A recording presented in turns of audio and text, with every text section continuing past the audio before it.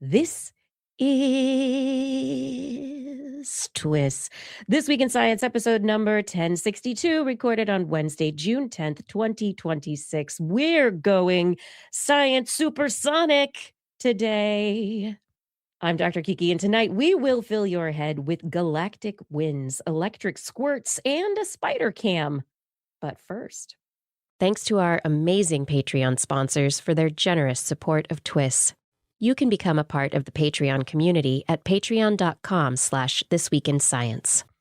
Disclaimer, disclaimer, disclaimer! This program does not eject those who belong, not even for singing a song that isn't to our liking.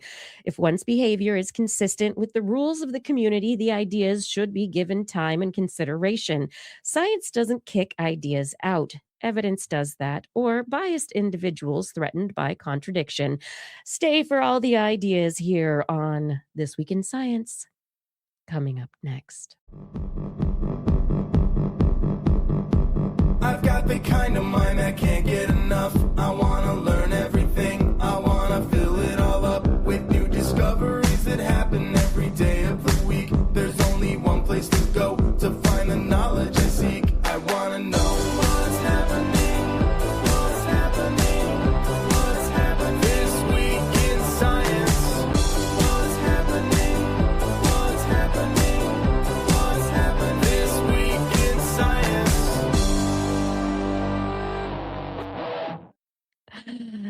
Good science to you, everyone who is here. Welcome.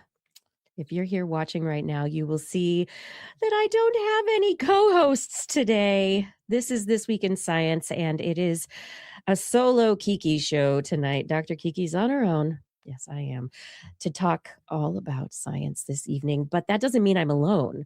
It really just means that you and I get private time. That's right. We get to have a conversation about some really cool science stories. I do like these solo shows because I get a chance to really look at your comments much more than I do on a regular basis and dive into the conversations to be had here within our community. So I hope that you are all ready to enjoy these stories I have ahead. This week is yet another bountiful week, a booming week. I don't know. It's been a great week of science.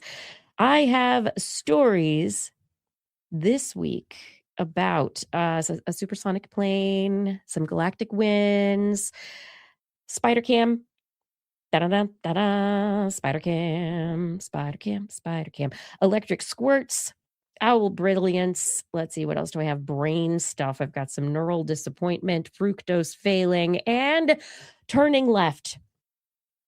You all want to know about the turning left. Remember Zoolander? There is actually some interesting science to be had there. And yes, oh yes, Paul, now I will read your puns. We will maximize our fun with puns tonight. I think it happens more often when I have solo shows anyway. Okay. As I'm getting into these stories here, I do want to remind everyone that if you are not yet subscribed to TWIS, please subscribe wherever you find us. We broadcast live weekly Wednesdays, 8 p.m. Pacific time-ish on YouTube, Facebook, and Twitch. And you can subscribe to us there to see us when we are live or see those videos after they have been broadcast. Additionally, we are a podcast on pretty much every podcast outlet that is out there. So look for This Week in Science and TWIS and our orange starburst logo. And I hope that you subscribe and get your friends to subscribe as well. TWIS.org is our website where you can find show notes, link to our Patreon to become part of our supporter community, and a link to our Zazzle store in case you're interested in supporting us by purchasing some of our wonderful merchandise. But right now, it's time for the science. Dun, dun, dun.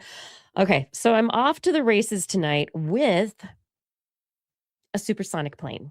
Okay, last week, Friday, June 5th, NASA's experimental X-59 aircraft flew faster than the speed of sound. Its test pilot, and I love his name, Jim Less, but his nickname is Clue, so it's Jim Clueless. Pilots are amazing. I love them. And they have a great sense of humor. Anyway, they've been testing the X-59 down out of Edwards Air Force Base for quite some time, and there have been these reports of strange booms, sounds, and the things that seem to be shaking the earth and the sky, and nobody's really it's like, "Oh, what are you talking about? What's going on out there? Who Edwards Air Force Base, it is there, and they have been working on the X-59. It's been a super secret, but not that super secret plane that is, they're trying to create quiet supersonic flight. And so they finally got up to 713 miles per hour, Mach 1.1 at 11:08 a.m. Pacific Daylight Time this last Friday.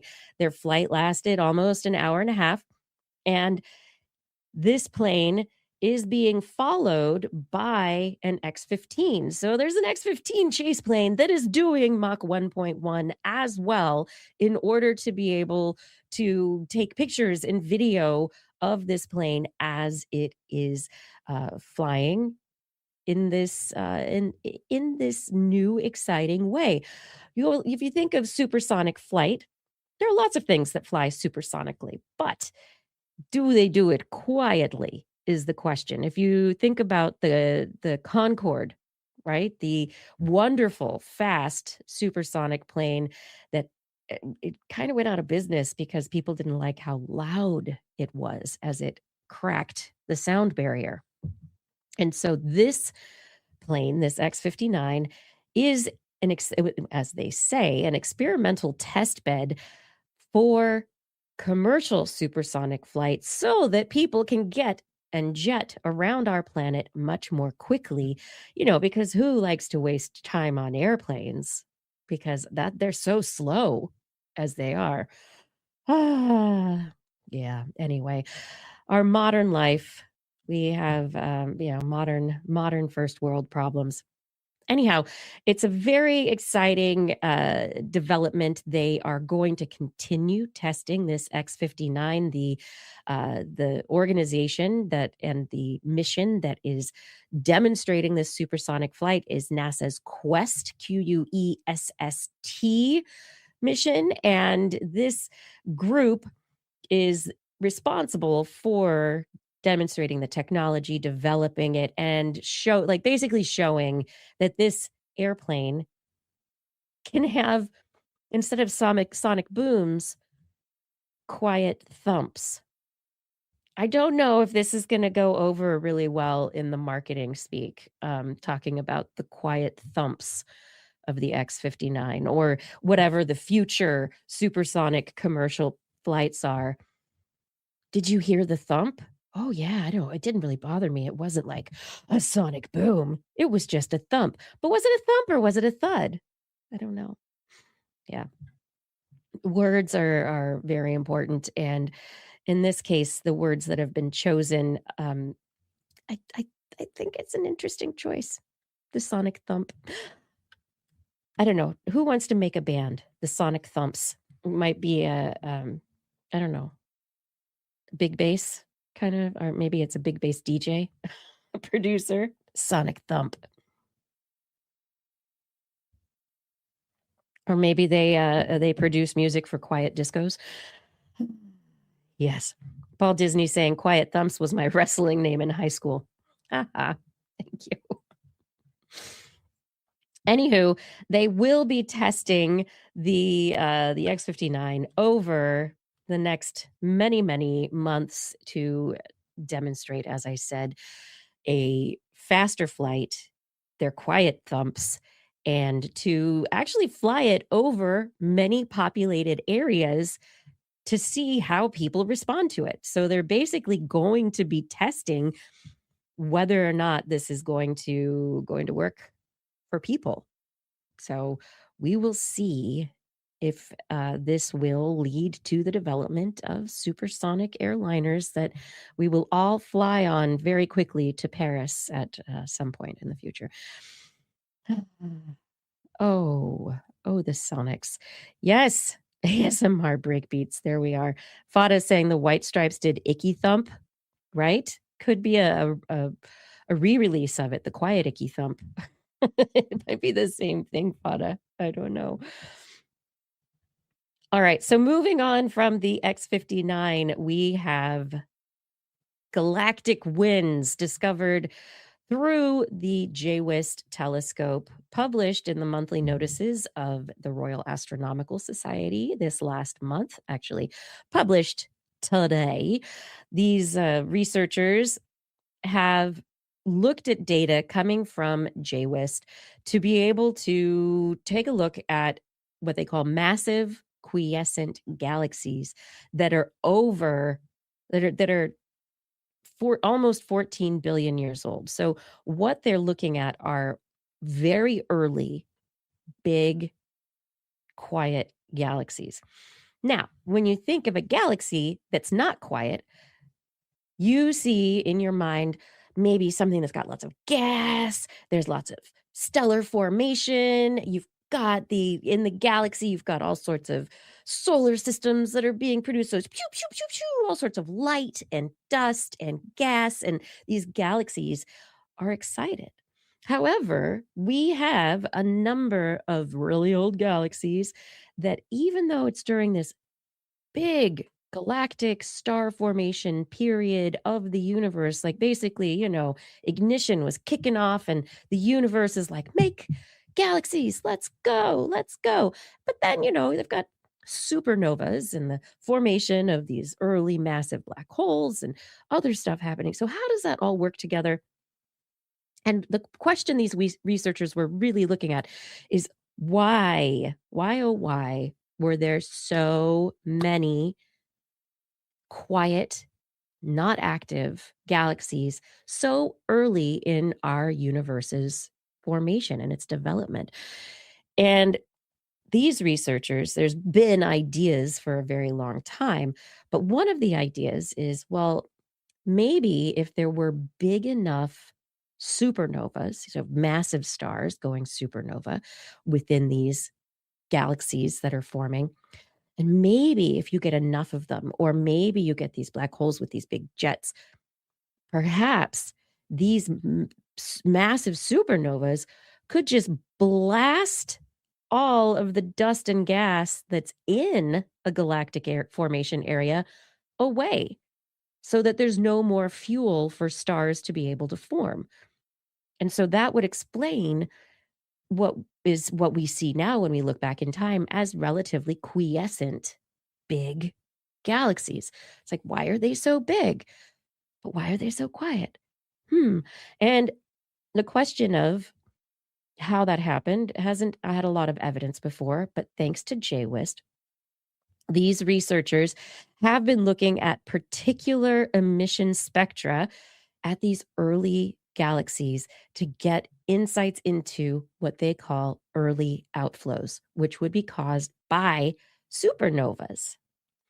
And so in taking a look at all of this data, they were able to verify, thanks to JWIST, for the very first time, that we've got galactic winds, that when supernovas or other big implosions or activities occur that cause a force to push matter, gas and dust, away from a star formation area, it can actually quench and choke out the development and formation of those stars. And so it's very exciting. This is for the very first time. We actually have evidence, thanks to JWIST. Yes, thank you, JWIST, says Fada. We have this evidence that it's actually working, that possibly the forces at play were so dynamic that they led to the early extinction of stellar areas. So some early stellar nurseries just got pinched out. It's like putting a glass over a candle, where if it uses up all of the oxygen in the glass, the flame will go out. It'll stutter and it will go out. And this is a similar effect, where there's a force that has actively pushed out the matter, the dust, the gas that is fueling stellar formation. And so it just goes away.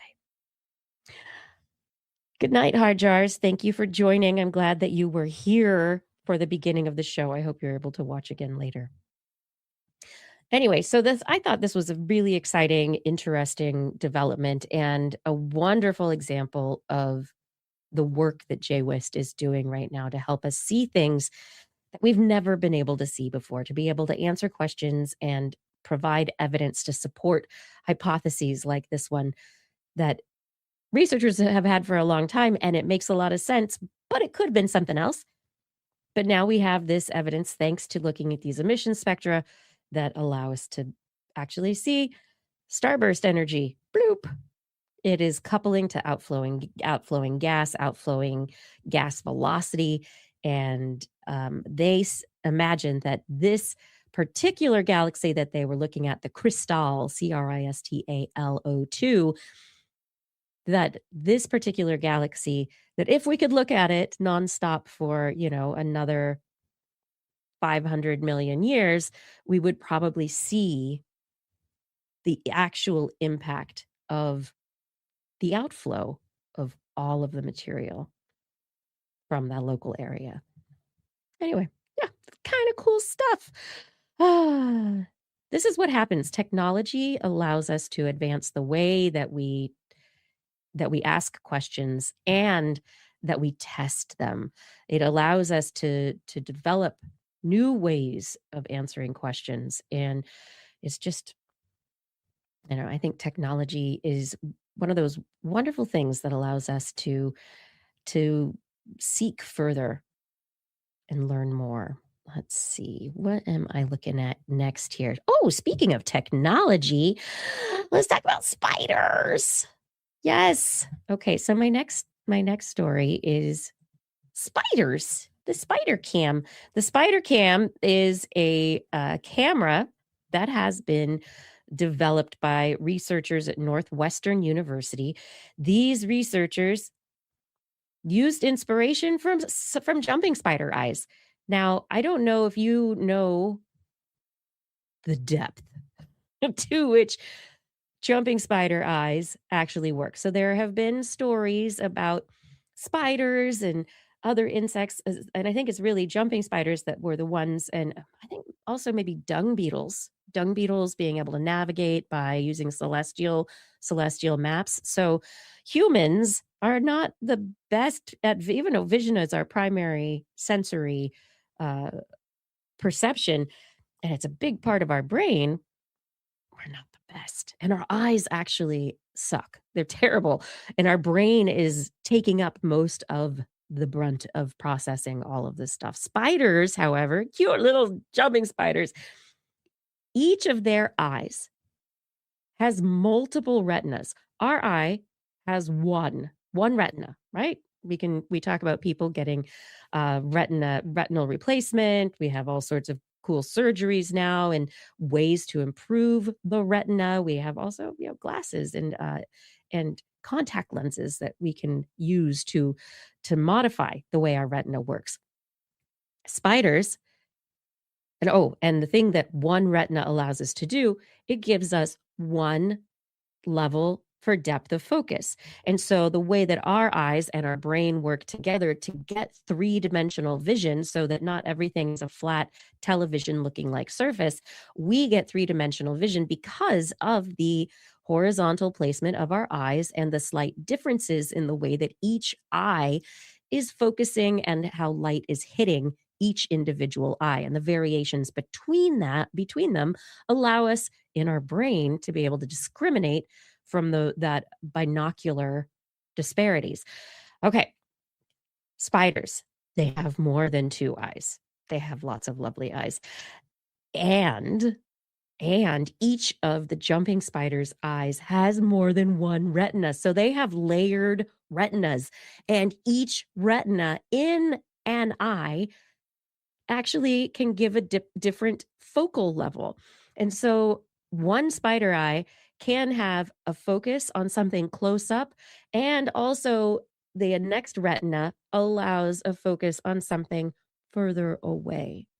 So there are multiple focal lengths within each eye, and the spider brain is teeny, teeny, tiny, so it can't do all the processing that our brain is doing. So the eyes are an active tool, an active part of an incredible visual complement. And so these spiders, these jumping spiders, have an incredible visual ability. And these researchers at Northwestern University said, "Oh my gosh, what can we do? How can we use these jumping spiders to allow us to uh, create a better camera?" And so that is what they have done. In taking inspiration from the multiple retinas of the jumping spider, they have basically created a new 3D camera model with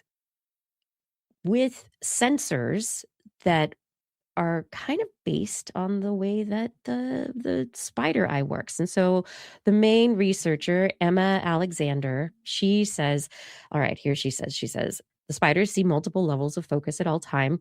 They're always collecting pairs of images, and their brains compare the differences in sharpness to to judge distance, and they make really wonderful, quick, accurate jumping movements that rely on accurate distance judging. SpiderCam has a camera that captures two images with different focal settings. And then the camera has a chip that translates between blur and distance, and an algorithm figures out sharpness, blurry edges, sharp, all of the texture changes, and translates that into depth measurements to create a three-dimensional image. And so they have additionally, the big thing of this is that they have created an algorithm built directly into low power field programmable gate array processing. And so this is a customizable computer chip that, okay, generates depth maps at 32.5 frames per second and only consumes 624 milliwatts of power. And this is the first, as they say, passive field programmable gate array based 3D camera system to operate below 1 watt. And that is the exciting part. Right now, the camera is a fairly big size as far as the cameras go, but you know how things get smaller so very rapidly as our technology advances. And so the settings that they are putting into the camera, they're really interested in being able to deploy these cameras into field settings where they can be used maybe for wildlife monitoring, maybe for security purposes, maybe there's something where you need a setup, and what they're saying, augmented reality. So you need an interface that has very accurate depth perception and object locating abilities. This was partially supported by the National Science Foundation. National Science Foundation has done some amazing, amazing support of research, and this is just one of those studies. And I can just imagine if this got smaller. So go beyond augmented reality to our phones, to our smartphones. If this is the kind of device and the kind of processing that could be integrated into our handheld devices, it could really change the way that we use our phones for so many things. I'm thinking of like FLIR cameras, right? So those that are using temperature and infrared settings. What about distance and location? And there's so many ways that this camera could be adapted. And so this technology, I think, is we're going to see this particular technology take a big step forward. I do think it's not available for sale yet, but it is out there. They are developing it. So keep an eye out for SpiderCam. It's gonna be coming to you probably fairly soon. Who's there? Oh, Frumpy B, you're saying you'll take 60. I know. Don't they sound like fun? I think they would be fine. They could be so amazing.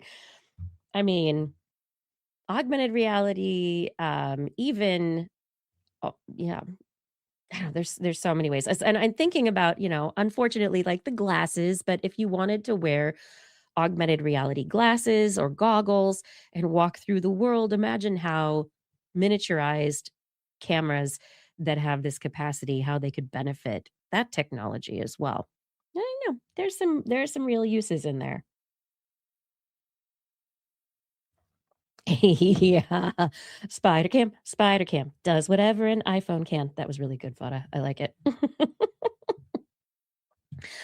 Okay, moving on from the SpiderCam, we are going to think about sea squirts, electrical sea squirts. Well, electrified sea squirts. Oh my goodness. So, researchers at UC San Diego and Stanford University have they've been playing with sea squirts. These sea squirts are really cool little creatures that have the ability to regenerate. They have very active stem cell systems. And these UC San Diego and Stanford researchers, they are really curious as to how sea squirts could be involved in learning how to fight the aging process. What can we learn from sea squirts and their regenerative capacity to enable us to fight off aging ourselves? Well, in this particular study, they took the understanding that sea squirts, which are colonial organisms, they live on rock surfaces, hard surfaces underwater. They share about 70% of our genetic material, and we are related to them way back, millions, hundreds of millions of years ago. And so, a lot of times, because of their regenerative ability, like I said, aging is a big drive for research with these species, but also the immune system. And each individual sea squirt, even though they're colonial, has its own heart. And so these researchers were like, what would happen if we gave the sea squirts a pacemaker? What would happen to them? And so they basically attached sea squirts to pacemakers. And as the pacemaker increased its set electrical pulse rhythm or decreased it, they saw corresponding changes in the sea squirt colony heart rates. So, increased pacemaker activity led to sea squirt heart activity increasing, and vice versa. But they also found that the sea squirts grew larger if they were being stimulated by the pacemaker, and they got a lighter color than the other sea squirts that were not being stimulated. So they changed kind of in the way that they appeared. And the researchers say that they appeared rejuvenated. They became more youthful as a result of being electrified. So the pacemaker was stimulating their heart, but instead of just making them, more excited for a short period of time, the researchers say that they determined it was leading to a resetting of the sea squirt's genetic metabolic state. So all of the damage of aging or anything that had been going on as they were growing, as they were just living normally, they reset. And so they were more youthful, they reproduced more, they grew bigger. 75% of them were alive a year later compared to less than 20% of the sea squirts that were in the experiment and not stimulated. So the sea squirts that were not stimulated, they by and large did not last as long. They didn't live as long. And so this rejuvenation from a pacemaker, the researchers are wondering what the external electric current could be used for. How can we understand this to be able to utilize it, not just on humans? How can we translate this research, of course, into the rejuvenation of the human heart, of the human metabolism. I mean, we've got a lot of the same genes, we've got a lot of the same stuff going on, but we are not sea squirts. We've got a lot of programming in place that makes sure that we do not rejuvenate in the same way that sea squirts do. We're not colonial creatures. No, all sorts of differences, right? But they want to understand the mechanism. So hopefully, by understanding the mechanism, they can help slow down stem cell aging. So if our stem cells are lasting longer, that means there's a better population of those basal cells that underpin every single tissue in our body. So if we're able to understand how we can slow down stem cell aging, that might help us trigger rejuvenation. Additionally, the researchers are wondering whether or not we can study this and apply it on coral reefs with other colonial species. Can we help rejuvenate coral reefs that exist in acidic and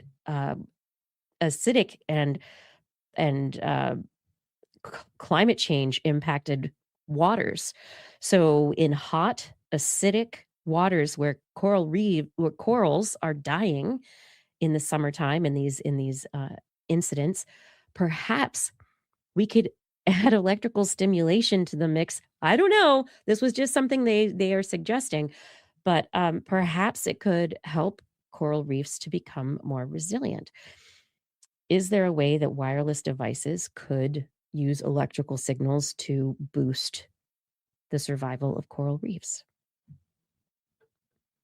I don't know. I like the other idea of giving them better microbes, but I don't know. I think this is a fascinating development, and I can't wait to hear more about what these researchers are going to be learning about our fair sea squirt friends that live in the oceans. Maybe the sea squirts will help us live longer, healthier lives as well, and maybe they'll be able to impact some benefit on our oceans too. I mean, that's where they come from. But they're so cute. Sea squirts are just so cute. I tell you, I like them. They're little cutie little animals. What's the next one we want to talk about? Do you want to talk about another story? And yes, Fada, I did say sea squirts grew larger when electrically stimulated. Yes, I did. Yes, indeedy. Okay, my last little story here for this little first part of the show is about barn owls. I love barn owls. I grew up, and I've told the story on the show before about having a barn owl fly into my living room and having to call the dog catcher to get a barn owl out of my living room one year. That was such fun. But let's think about these barn owls.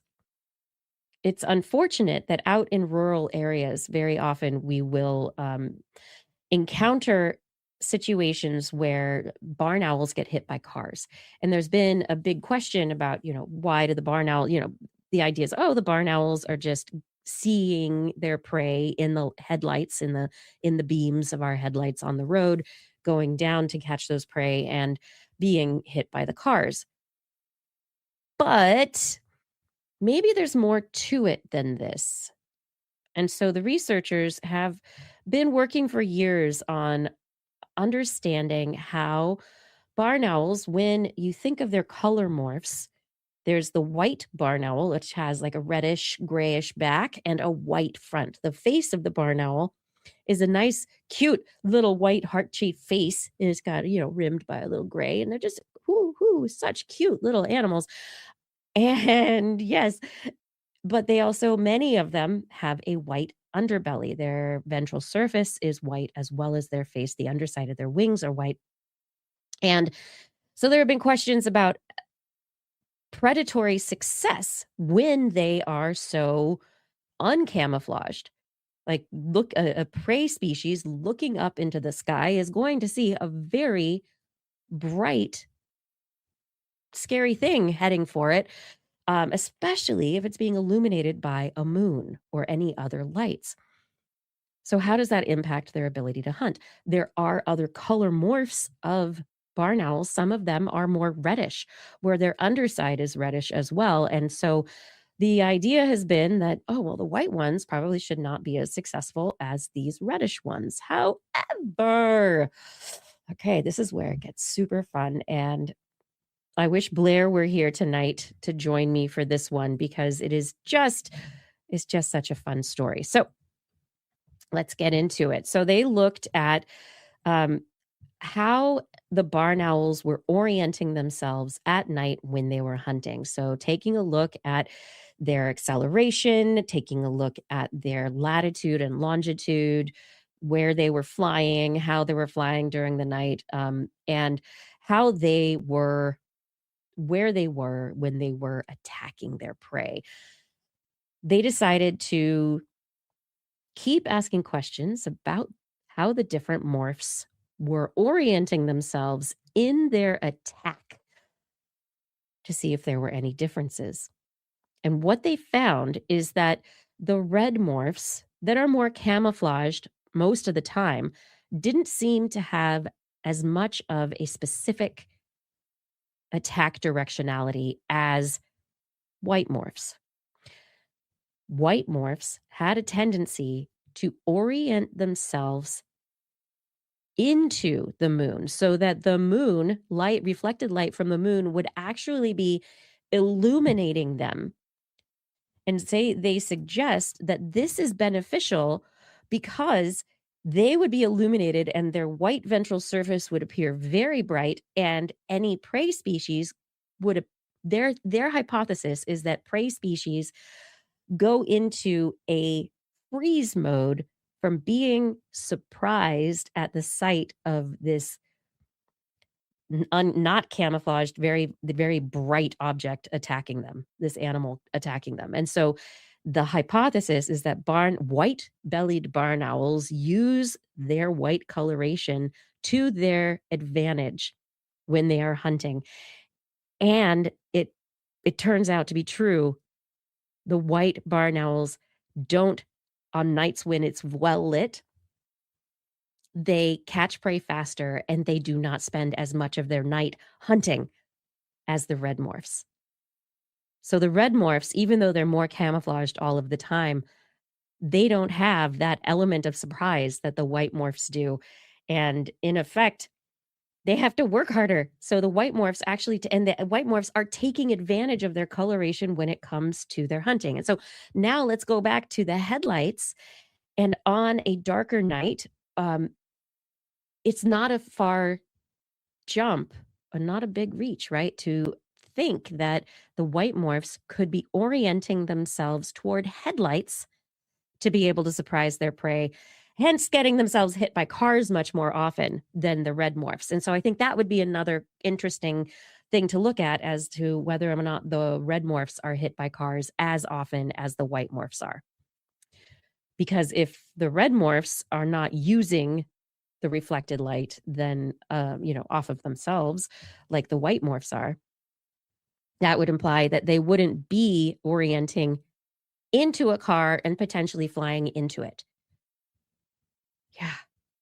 So anyway, white morphs more likely to get hit by cars? Big question. I don't know, but I think it's worth looking at. Yeah, white morphs are gonna white morph. It's true. Bella notte, Brian Burwell. Welcome to the show. Barn owls will hunt snakes. They will hunt little mammals, rodents. They are carnivores. I mean, and if you ever have dug through owl pellets, you can see all the little tiny bones. Usually not other birds, but that's not something they are against. So they will eat other birds if they are out during that diurnal time of day, right? During sunset, as opposed to after sunset when it is much more dark. Anyway, I thought this was such a cool study, and I miss Blair, but she is having a wonderful anniversary night tonight, so she deserves to have some good fun, and I hope that she is oriented into the light. Dun, dun, dun, into the light. But there are some really great figures in the study as well, with orientations of these birds related to the moon and whether or not they are doing more or less hunting attempts. And yes, indeed, those white morphs they're doing better, flying into the moon, and it's helping out. I think it's fascinating. I love owls. I think that they are just, especially barn owls. I am fascinated by barn owls. They're just so pretty. Okay, keep moving on. This is This Week in Science. Thank you for joining me for tonight. I do appreciate you being here and hope you're enjoying the science stories that I'm bringing. If you do enjoy TWIS on a regular basis, please head over to twis.org and click on that Patreon link. We really appreciate you joining our community in support of the work that we're doing. We are independent science news, science discussion, science education, entertainment. We try to do the best work that we can to bring you the most interesting science week after week after week, and your support helps us continue to do that. TWIS.org, click on that Patreon link, $10 and more per month, and I will do my best to pronounce your name at the end of the show. And all of you who are already supporting, all of you who are here in the chat room, thank you. All of you who are listening, thank you for being a part of the TWIS community. We really can't do it without you. Thank you for your support. And I don't have any Blair's Animal Corner music to play tonight. Well, that's just sad. So we're not musical this evening. Let's just keep moving on. It's time for a few brains. Are you ready for brains? I do have the brains coming up. Do, do, do. And I hope you're not disappointed in these stories. I really do. Bahaha. Well, that is my segue into a story out of the University of Oregon. Researchers have published in Current Biology their work finding neurons for disappointment in the brain. I think it's very interesting. It's not just a phenomenon that occurs because of different neurons having different firing rates, or, that is happening as well. Because for years we've been talking about, expectation mismatch. And in psychology, expectation mismatch is a massive fundamental issue when it comes to human psychology. Lots of animal psychology, but we act in different ways when our expectations are not met. And our brain is constantly predicting and creating expectations that when they are not met, certain cascades have to end up occurring as a result. You make different choices when your expectations are not met. You have emotional responses when your expectations are not met. And we do know that there are dopamine neurons involved. There's a whole bunch of reward circuitry that is incorporated into disappointment. But these researchers have looked at a very specific area of the brain called the lateral habenula. Yes, it's a really, really small part of the brain, not that big a deal, but it does become more active when you have unexpected results, specifically unexpected negative results. So if you're expecting to get money, like you had a scratcher and I won $1, and you go to get your dollar, and the people at the store say, no, it's not valid anymore, and you don't get the little lateral habenula is going ding, ding, ding, ding. What? Because that's a negative, unexpected result. You expected money, positive, and you did not get it. It was unexpected. So the lateral habenula is the part of the brain that is signaling that. And so they were looking at the cell types that are in that little tiny area of the brain. And so how are the different cell types in there, as they say, mapped to specific behaviors? And so this within the reward system, the researchers are saying that they're looking at these signals, and they were able to record neural activity in mice. And so the mice were trained to go get water from there's a little hole, and they go put their noses in it and they get water.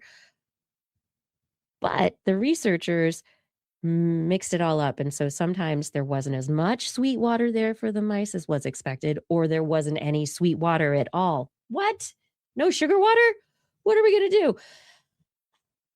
Yeah. So the researchers looking at this area of the brain were able to determine that within it, there are very, very specific neurons that are activating. They're calling them the lateral habenula TAC 1 neurons. They are tachykinin 1.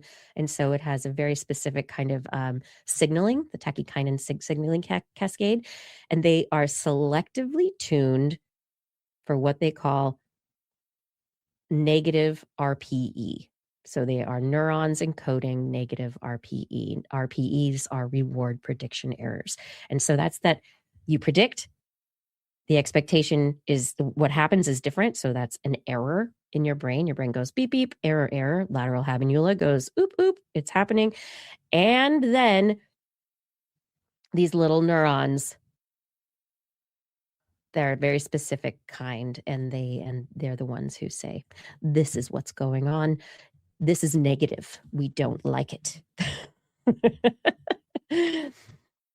So anyway, the neurons, the tachykinin 1, RPE, and RPE neurons are in the lateral habenula, are the ones that are signaling to you that you didn't get something you wanted, that you expected. And so in the mice that they were looking at, when there was no sugar water for them and they expected it, those little neurons jumped into activation. They became active, and how active they were mapping to how big the disappointment was. So when it was a little less sugar water, they were active, but not as active as when there was no sugar water. And so these neurons actually scale to how bad your disappointment is. And the researcher says, the activity in these cells is such a reliable reporter of the difference between expectation and outcome that it essentially acts as a disappointment meter.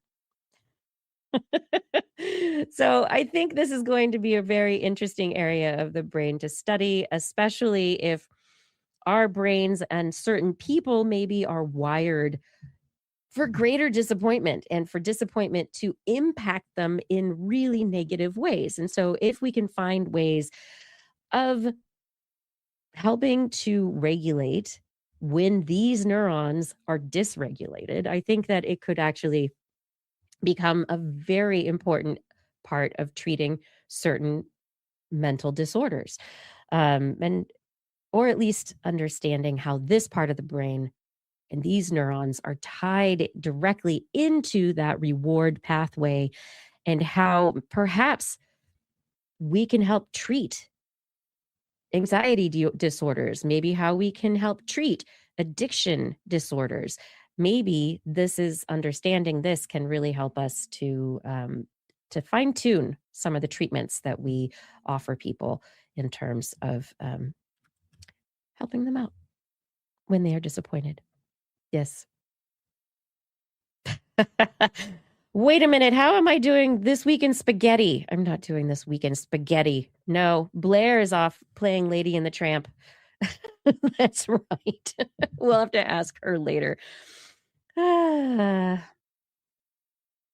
But yeah, maybe those individuals, right, Brian Burwell, maybe those individuals with greater disappointment meter neurons are more likely to become Karens. Maybe that is part of the situation that we're dealing with. Maybe Karens are simply dysregulated disappointment neurons.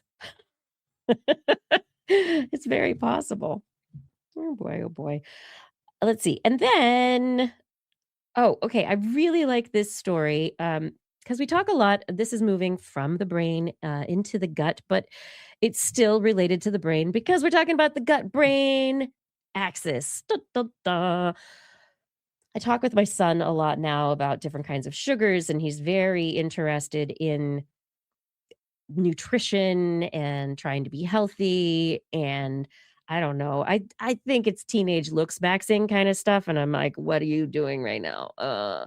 But my child, we're talking about foods, right? So glucose versus fructose as additives or as ingredients in particular foods. And we've been talking about the highly processed foods versus less processed foods versus completely off the vine foods. And glucose is something that is it is in all natural foods, but it is something that our body breaks products down, sugars down into. It is the ultimate sugar that our body likes to process, right? So we have gluconeogenesis. These are the metabolic process the Krebs cycle is based on, and all of our metabolism.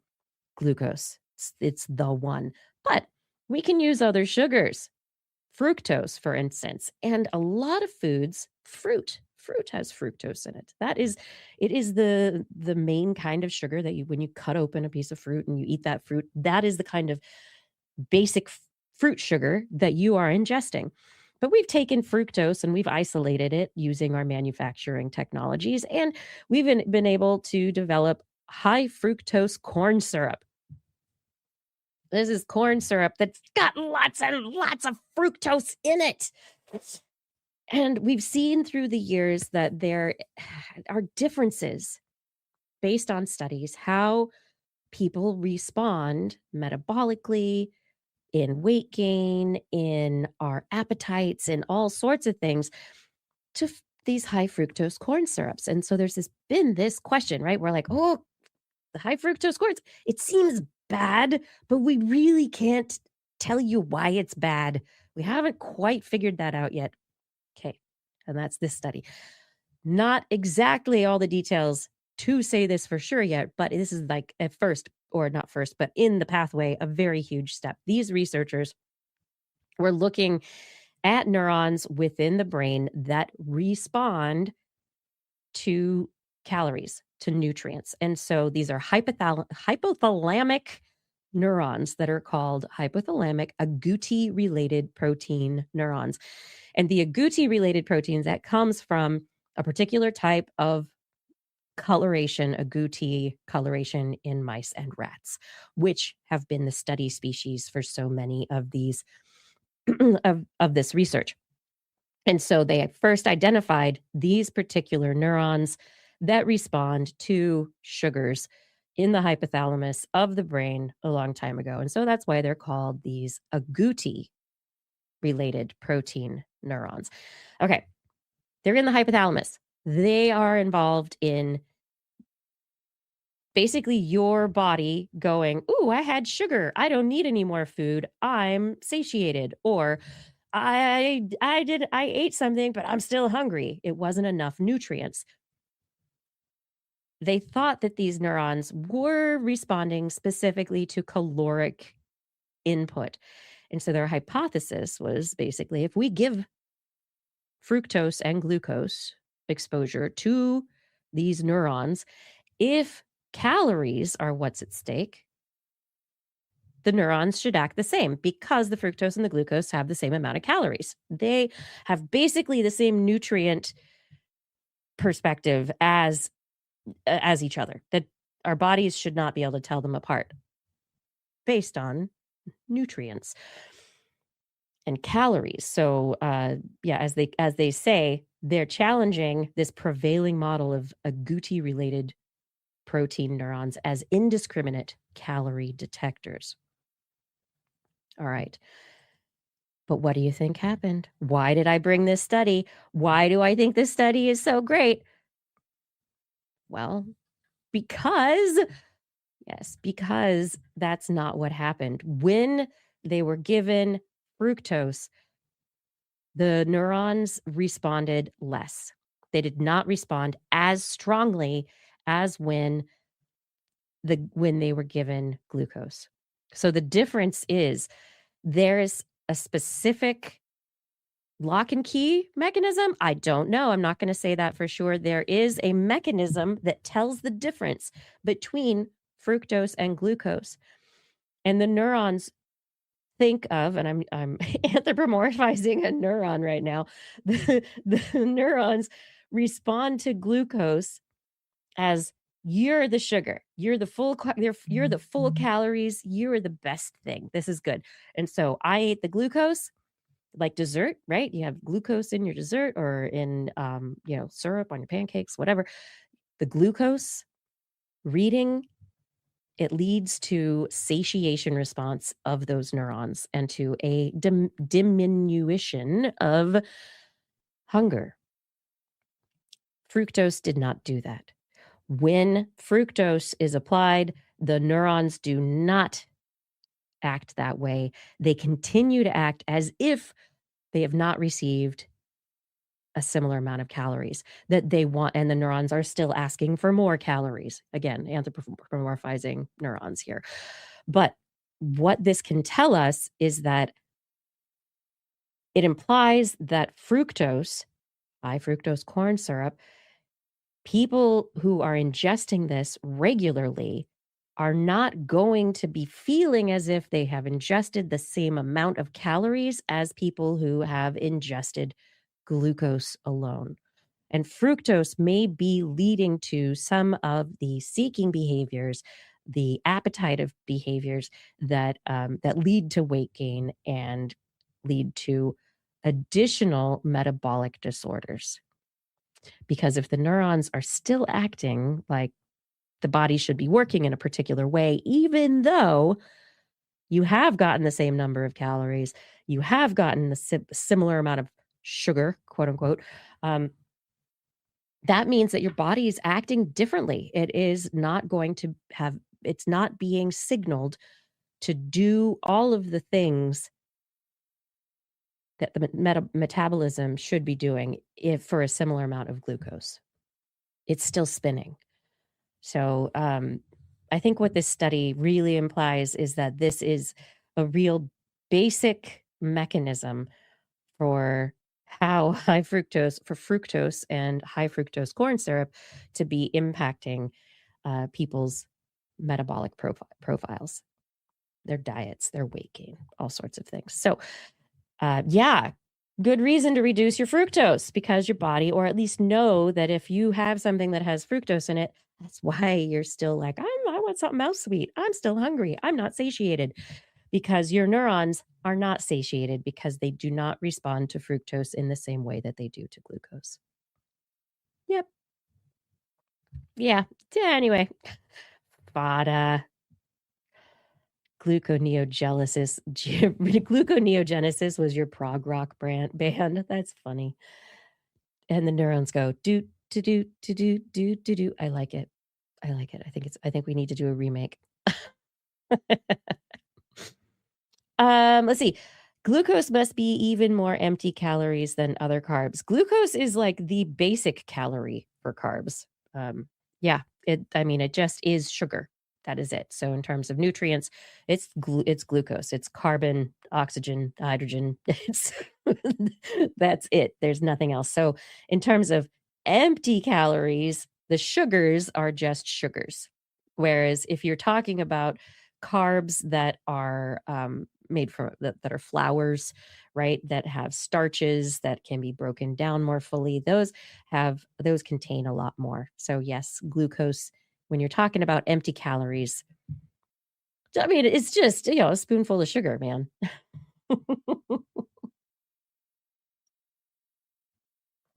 All right. I have one more story for tonight. And what is it? What did I bring for this evening? Okay. This one I think is a riot. Oh my gosh. Okay. Who here remembers Zoolander? The old movie Zoolander. Was that in the 90s? Oh my gosh. But Ben Stiller played a model who couldn't turn left. It was his fatal flaw, not being able to turn left. and his what was his big look? Blue steel, right? That was his look, even though all of the looks looked the same. But anyway. But why male models? Exactly.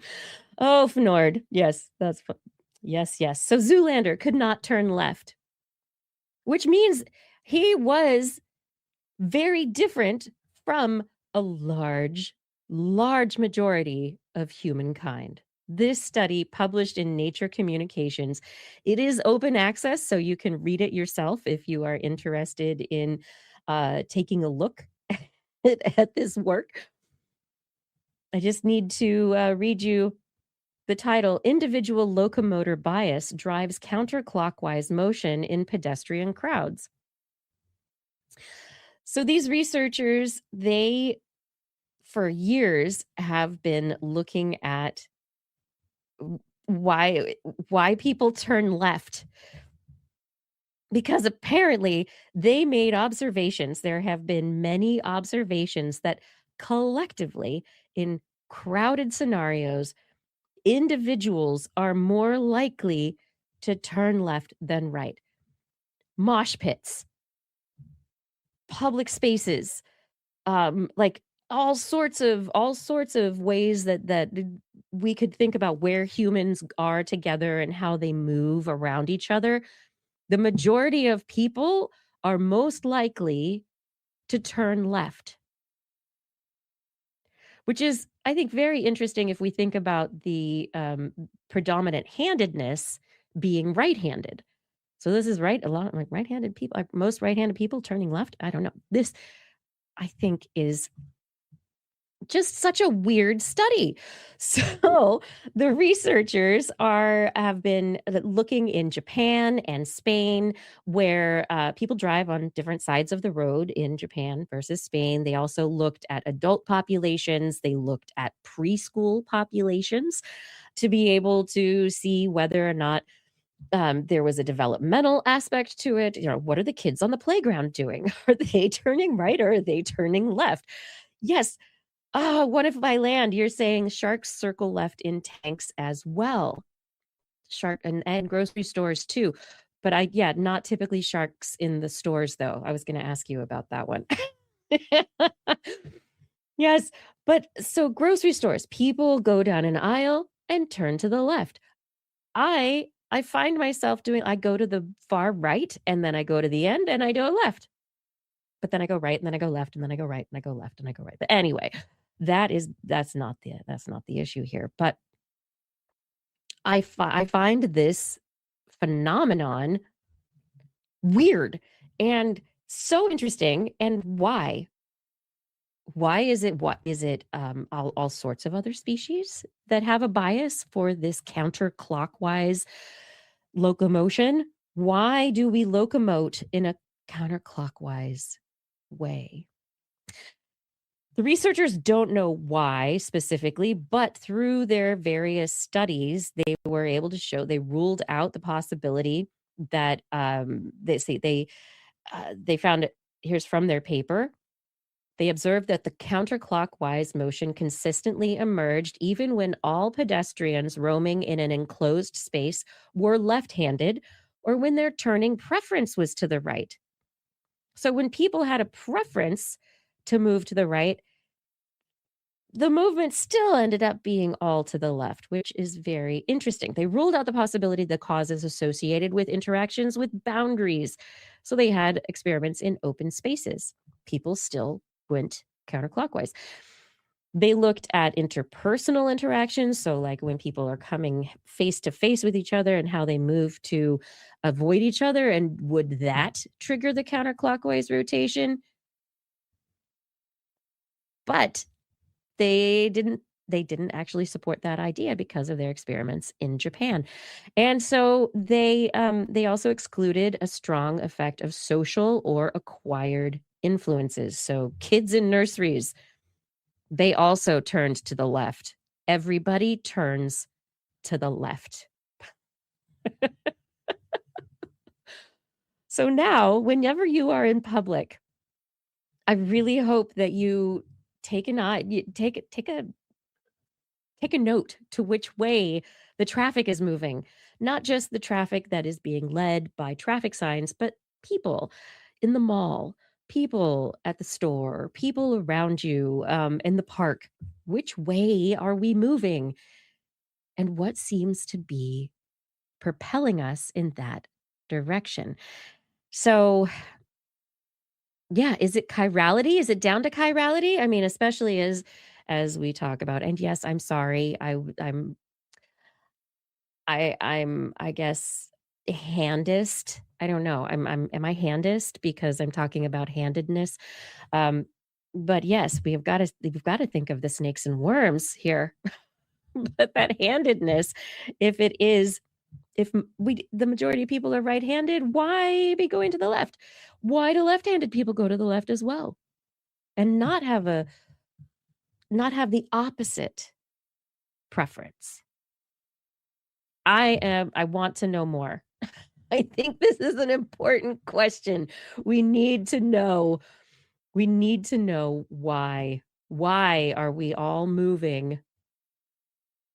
Why are we all moving these ways? Why are we circling counterclockwise?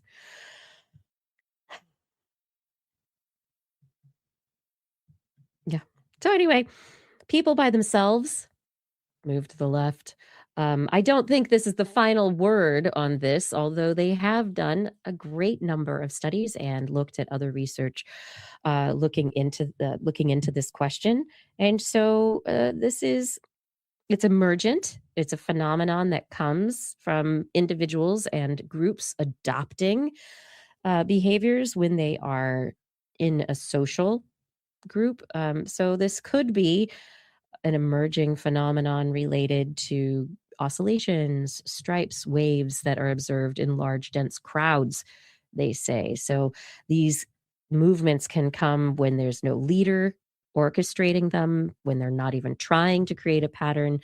But this, if there are, maybe it's if there are enough individuals with the preference to go left, maybe that's what pushes it forward. But we don't know. I think it's fascinating. Is it I dominance? What is happening? Why? This is what I want to know. Why do we go? Why do we circle counterclockwise?